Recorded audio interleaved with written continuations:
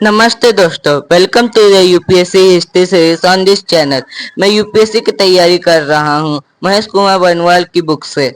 और इस सीरीज में मैं आपको हर इम्पोर्टेंट चैप्टर सिंपल और इजी लैंग्वेज में समझाऊंगा। अगर आप भी हिस्ट्री में स्ट्रॉन्ग होना चाहते हैं और यूपीएससी क्रैक करके एक आईएएस ऑफिसर बनना चाहते हैं तो ये सीरीज आपके लिए परफेक्ट है। हर वीडियो में मैं इंपॉर्टेंट पॉइंट्स हाईलाइट करूंगा जो एग्जाम के लिए बहुत यूजफुल हैं।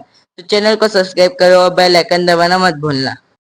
हाँ, तो आज की नई वीडियो शुरू करने से पहले मैं आप सभी को एक इम्पॉर्टेंट चीज़ बताना चाहता हूँ कि मैं आपसे सिर्फ हिस्ट्री के ही नहीं बल्कि पॉलिटिकल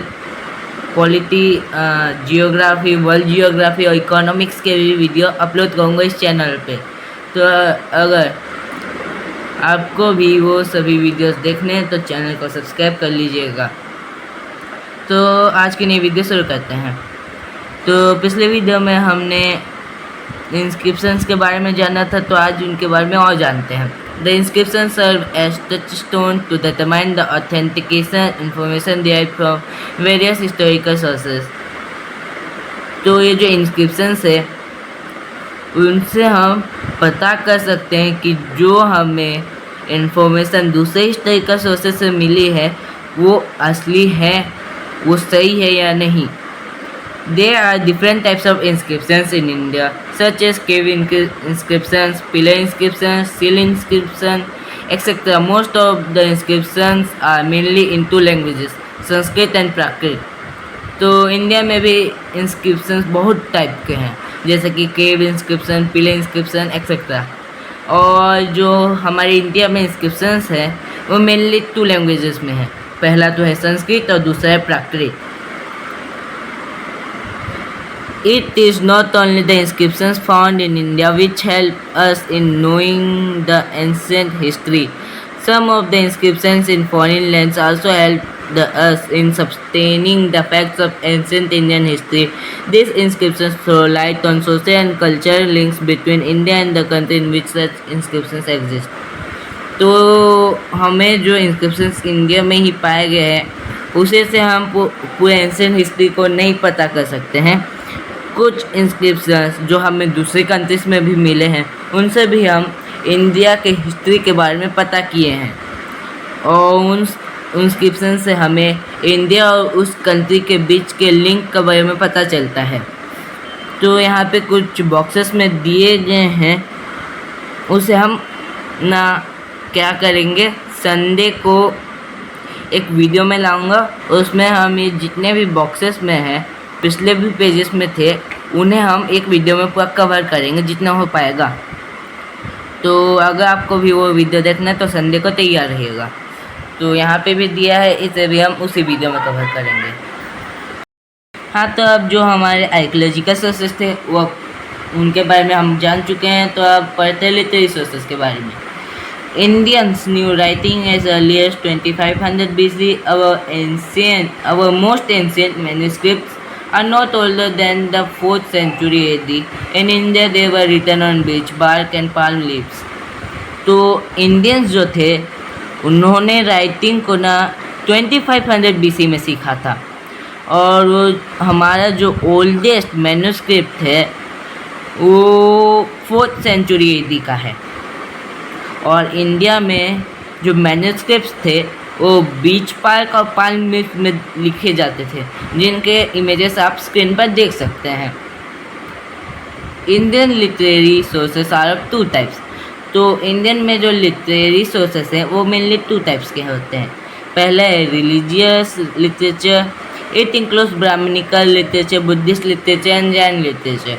तो ये जो रिलीजियस लिटरेचर है उसमें मेनली रिलीजन के बारे में ही होगा, जैसे कि ये Brahmanical literature, Buddhist literature, Jain literature.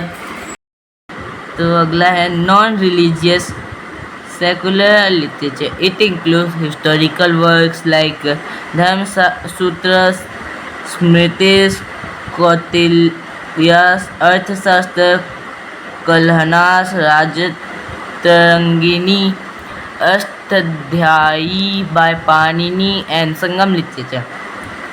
तो ये जो नॉन रिलीजियस लिटरेचर है उसमें मेनली हिस्टोरिकल वर्क्स हैं, मतलब कि हिस्ट्री में क्या क्या हुआ वो सब है।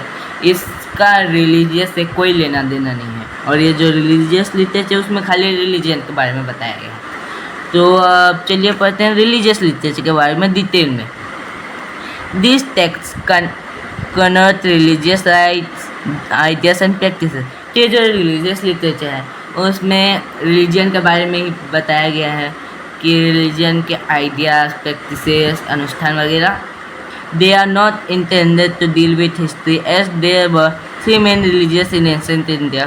The religious literature is also classified as under Brahminical Hindu literature, Buddhist literature and Jain literature.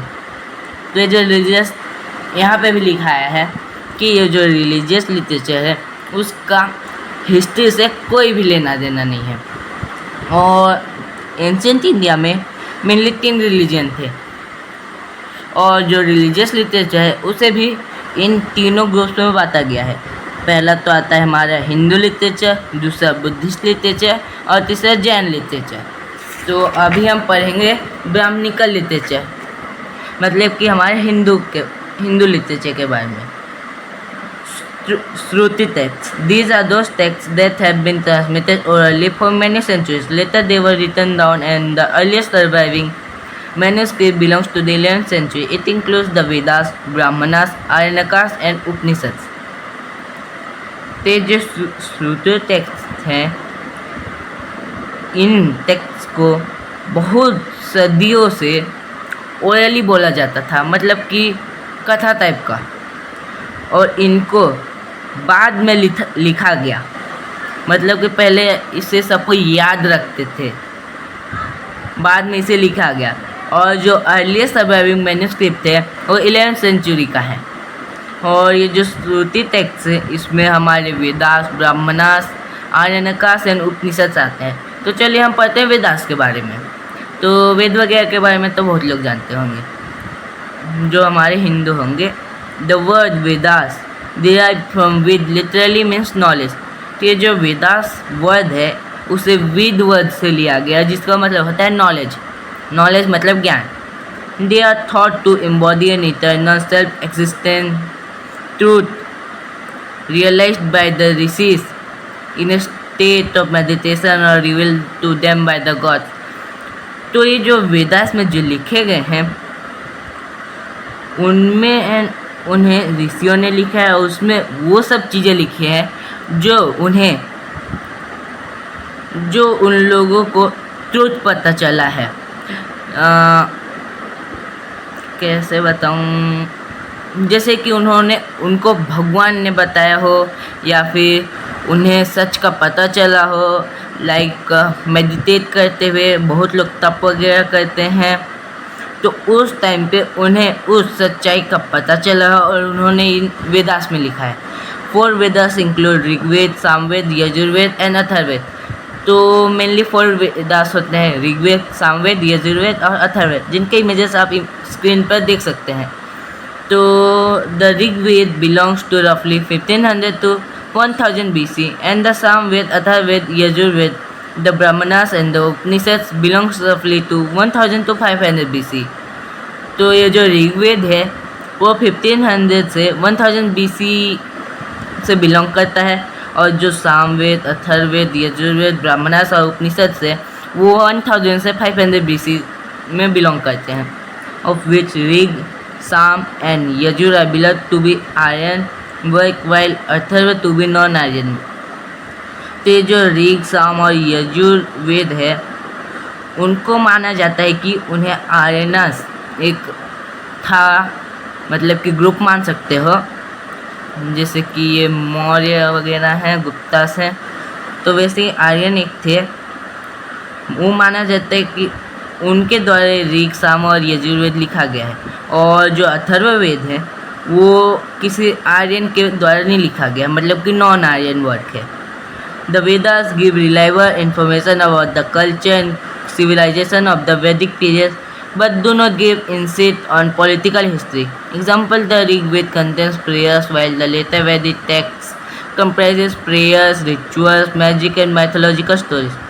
तो ये जो वेदास है उनसे हमें वैदिक पीरियड के कल्चर सिविलाइजेशन के बारे में पता चलता है, लेकिन हमें उस टाइम के पॉलिटिक्स वगैरह के बारे में पता नहीं चलता है। जैसे कि ऋग्वेद में प्रार्थनाएं वगैरह हैं, और जो लेटर वैदिक टेक्स्ट है उनमें प्रेयर्स, प्रार्थनाएं, रिचुअल्स, मैजिक, माइथोलॉजिकल स्टोरीज, धार्मिक कथाएं वगैरह सब हैं। तो अगली वीडियो में हम ब्राह्मणास और आरण्यकास और बाकी चीज़ों के बारे में जानेंगे। तो इसलिए बने रहिए हमारे साथ। बाय।